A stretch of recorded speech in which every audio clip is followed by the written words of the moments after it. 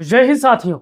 आज हम जानेंगे सभी लोग मिलकर कि समाजवादी पार्टी उत्तर प्रदेश में जो 10 सीटों पर उपचुनाव होने वाले हैं, कितनी मजबूत है समाजवादी पार्टी, कितनी मजबूत है भारतीय जनता पार्टी और कितनी मजबूत है बहुजन समाज पार्टी। साथियों, आज जानेंगे कि ये यहाँ पर होने वाले उपचुनाव में किसका पलड़ा सबसे ज़्यादा भारी है और कौन सीटों पर कौन तगड़ी लड़ाई लड़ रहा है और कौन तीसरे नंबर की लड़ाई लड़ रहा है।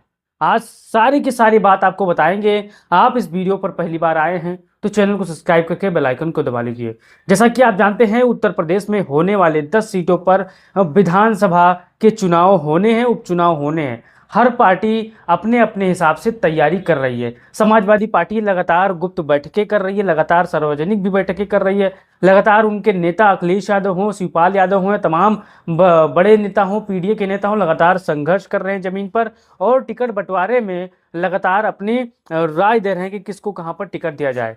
तो चलिए जान लेते हैं कि 10 सीटें हैं, कहां पर भाजपा मजबूत है, कहां पर सपा मजबूत है और कहां पर बसपा मजबूत है। साथियों, पहला नाम आता है फूलपुर का। साथियों, मौजूदा विधायक फूलपुर में भारतीय जनता पार्टी का था, लेकिन वो फिलहाल सांसद बन चुका है। अब सांसद बनने के बाद ये सीट खाली हुई है। अब ये सीट खाली हुई है तो यहाँ पर उपचुनाव होंगे भाइयों। अब उपचुनाव में समाजवादी पार्टी और भाजपा में सीधी टक्कर है, लेकिन फूलपुर विधानसभा में सबसे ज्यादा पलड़ा भारी किसी का है तो वो समाजवादी पार्टी का है फूलपुर विधानसभा उपचुनाव में। साथियों, क्योंकि समाजवादी पार्टी ने लगातार यहाँ पर जो चुनाव हारी है, लोकसभा का महज 4000 के आसपास वोटों से हारी है और इस विधानसभा में चुनाव जीत कर हो गई थी। इसलिए इस हिसाब से समाजवादी पार्टी फूलपुर में काफी मजबूत है और काफी पलड़ा भारी है इनका।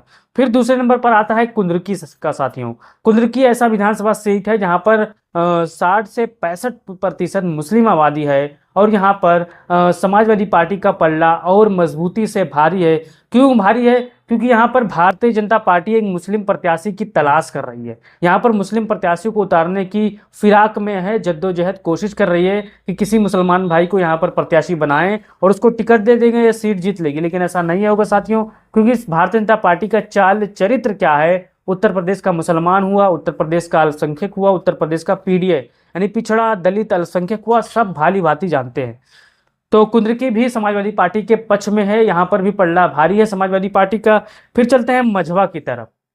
मझवा एक ऐसा सीट है, यहाँ पर भारतीय जनता पार्टी की थोड़ी मजबूती है, लेकिन अगर कैंपेन गजब की हुई, शिवपाल सिंह यादव के नेतृत्व में यहाँ पर बैठकों का दौर जारी हुआ तो भारतीय जनता पार्टी ये सीट गंवानी पड़ सकती है। लेकिन फिलहाल मझवा में भारतीय जनता पार्टी का पल्ला भारी है, ये अनुमान आप लगा सकते हैं। 2-3% वोटों से पल्ला भारी है, ज़्यादा है नहीं कि गैप हो 30-30% का, बस 2-3% का है।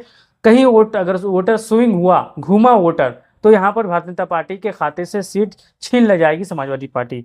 फिर चलते हैं करहल की तरफ। करहल में तो 7% पल्ला भारी है, किसी से छिपा नहीं है। करहल एक ऐसा विधानसभा सीट है जहाँ पर आप कह सकते हैं कि यह समाजवादी पार्टी चुनाव जीत सकती है, यहाँ पर 7%। फिर चलते हैं कटहरी की तरफ। कटहरी विधानसभा उपचुनाव होने हैं, यहाँ पर भी कौन सा प्रत्याशी चुनाव लड़ेगा ये तो बात की बात है, लेकिन यहाँ पर समाजवादी पार्टी का पलड़ा भारी है क्योंकि यहाँ पर लालजी वर्मा मौजूदा विधायक थे, उन्होंने इस्तीफा दिया है, एमपी बन चुके हैं। अब यहाँ पर उपचुनाव होगा। अब यहाँ पर समाजवादी पार्टी भी काफ़ी मजबूत स्थिति में, पलड़ा भारी क्यों है?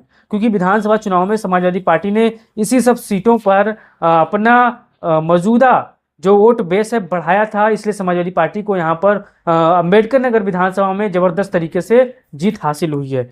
फिर चलते हैं खैर की तरफ। अलीगढ़ का खैर विधानसभा सीट, यहाँ पर भारतीय जनता पार्टी का पल्ला भारी है। और पल्ला क्यों भारी है? क्योंकि यहाँ पर जो कि उपचुनाव होने हैं, उपचुनाव में भारतीय जनता पार्टी के प्रत्याशी चुनाव जीत गए थे, विधायक थे, अब वो एमपी बन गए हैं। अब यहाँ पर उपचुनाव होने हैं साथियों। उपचुनाव में भारतीय जनता पार्टी यहाँ पर काफ़ी अच्छे तरीके से वोट पाई थी, मार्जिन ज़्यादा था, इसलिए यहाँ पर उनका पल्ला भारी है लोकसभा चुनाव 2024 के लिहाज से।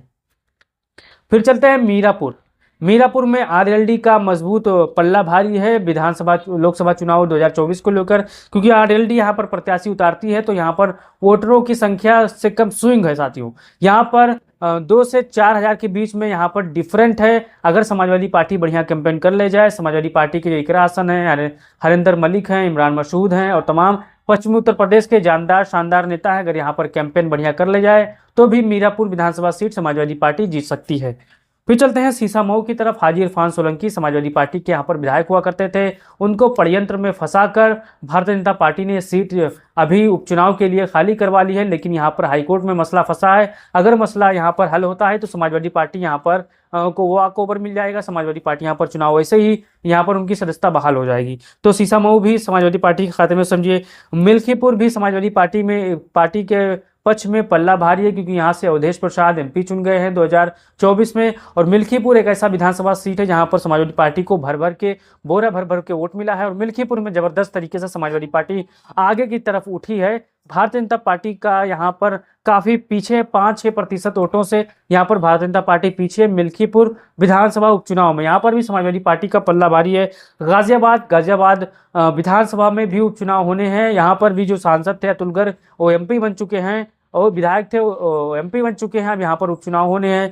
गाजियाबाद में भी भारतीय जनता पार्टी का पल्ला भारी है। अगर इस हिसाब से देखा जाए तो गाजीपुर हुआ, खैर हुआ और मझवा हुआ लगभग यहाँ पर, और मीरापुर हुआ, 4 सीटों पर भारतीय जनता पार्टी उनके सहयोगी आगे हैं, तो वहीं 5 सीटों पर समाजवादी पार्टी का पल्ला भारी है उपचुनाव में। साथियों, आप अपना राय दीजिएगा और वीडियो को अपना शेयर करिएगा, अपना राय बताइएगा कि समाजवादी पार्टी अगर आज चुनाव हुए तो कितने सीट चुनाव जीतेगी विधानसभा उपचुनाव की। अपनी राय दीजिएगा, अपने साथियों तक भेजिएगा वीडियो को। जय हिंद, जय भारत, जय समाजवाद।